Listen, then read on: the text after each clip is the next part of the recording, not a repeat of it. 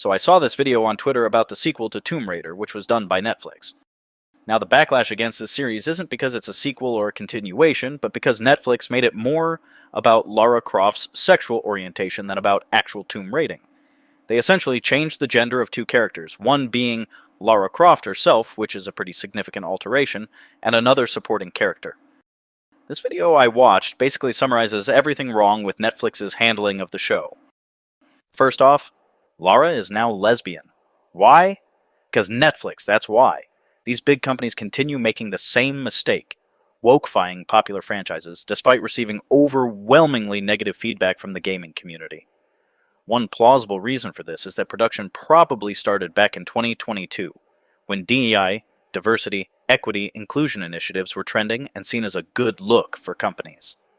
Fast forward to now, and it seems like this push has lost its appeal among fans who are fed up with the overuse of these themes. This has led to many recent flops, and I can already see Netflix's girl bossing of Tomb Raider being added to the list.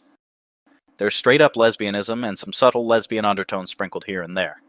We are subjected to her dull storyline that hints at an ex-girlfriend and their breakup drama.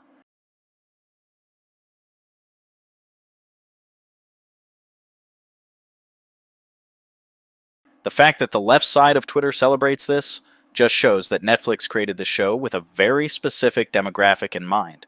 One Twitter account named Raven even posted, "I'm watching the new Tomb Raider show for the plot." The plot. Where they tweeted a follow-up saying, "This woman was so real," pointing to a scene where a woman fangirls over Lara Croft and the guy next to her says, "I think she likes you." Clearly, Netflix has decided to abandon the original fandom, which, to be honest, was primarily male, and cater to a completely different audience like this user. Now back to the video, the creators didn't stop with making this Tomb Raider sequel gay. They also turned another beloved character, Zip, introduced back in the 2000s, into a caricature of the sassy, gay best friend, Trope. Zip was originally a masculine, straight man. According to Tomb Raider lore, he was known for stalking his ex-girlfriends, hardly the behavior of someone you'd expect to see wearing nail polish and embracing flamboyant stereotypes, yet Netflix decided to emasculate him for this series. What's frustrating is that these companies don't seem to care about making the already great series greater.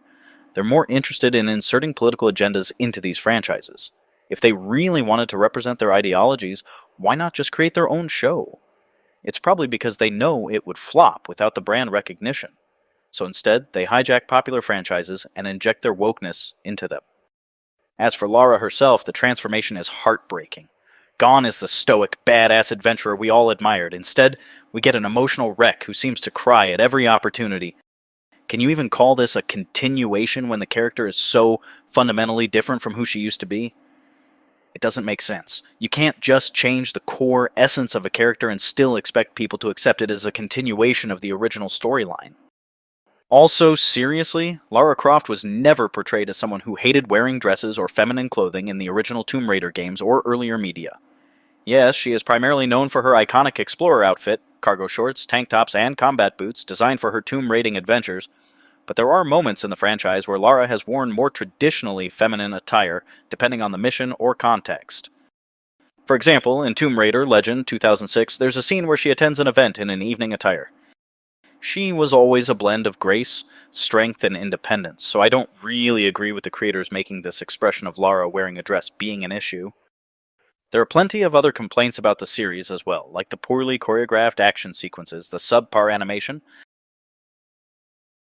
and the bizarre decision to de-emphasize tomb raiding altogether. And here's the kicker.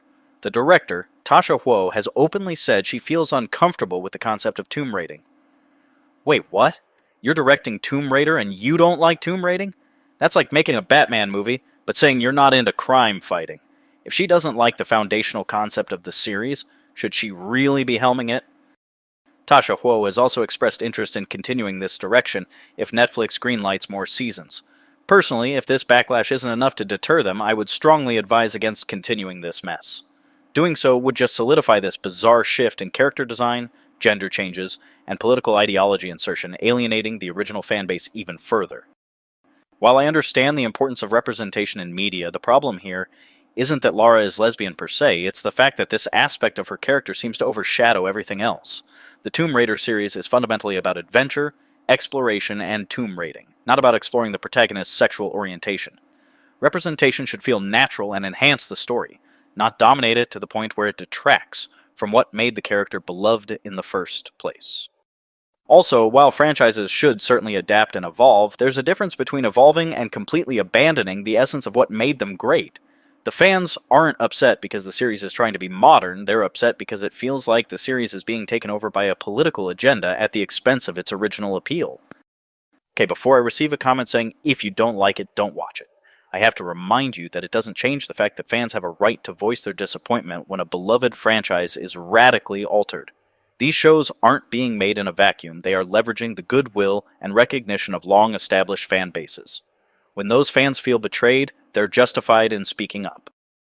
To wrap all these up, Netflix's Tomb Raider isn't just a bad sequel. It's a glaring example of how out of touch these companies are with the very audiences they claim to serve. That's it for now. Subscribe if you haven't, because we will have plenty more to talk about soon.